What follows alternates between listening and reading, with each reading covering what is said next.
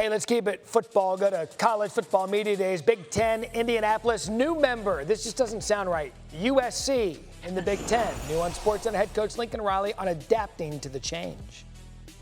Yeah, there's definitely going to be kind of those chess matches, both on the field, in recruiting, in the development of your players to adapt to what you think is going to help you be your very best. I think everybody has an identity and what they believe in and want to be, but also you have to adapt in some ways to that too. And I think how well we do that, how well our opponents do that, that'll be a big part of the storyline. I think especially here in the first few years as everybody kind of starts to, feel this out a little bit, right? But to me, that's one of the fun parts of it. That's where you can find a competitive advantage, and that's what we've been working to do. This man is running for president of the Lincoln Riley fan club. It is Paul Finebaum, another Media Day edition of Fine or Not Fine. All right, Paul, here we go.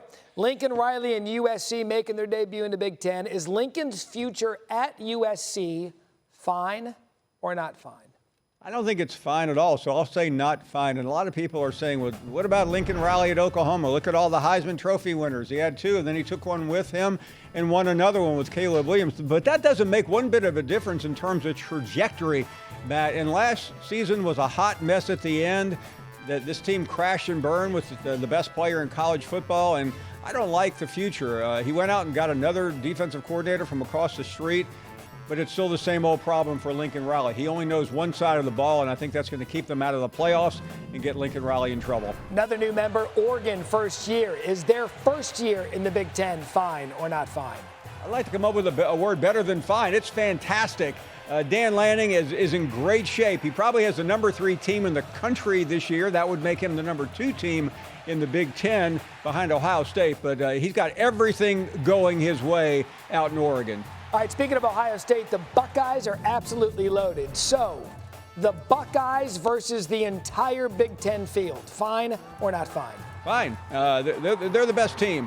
They may be the best team in the country. Now, the only question is, can Ryan Day get out of his own shadow? We all know about the 3 straight losses to Michigan, even with players like C.J. Stroud at the helm. So he's got to beat Michigan. Frankly, I think he's got to get to the national championship game to quiet down the critics. Should be a fun one to watch, and I know that you're all over Media Days. That is why you are here. The ACC, Paul, they're actually having their Media Days right now. They've expanded also, and look, regionally friendly. Stanford, Cal, SMU, but the biggest brands, Clemson and Florida State, they continue to make noise about a potential departure. So the final one here, Clemson and Florida State's future in the ACC, fine or not fine? It is not fine at all. I mean, they are currently both in court right now. It's a mess. They want out of that league so bad. But the problem, Matt, who wants them?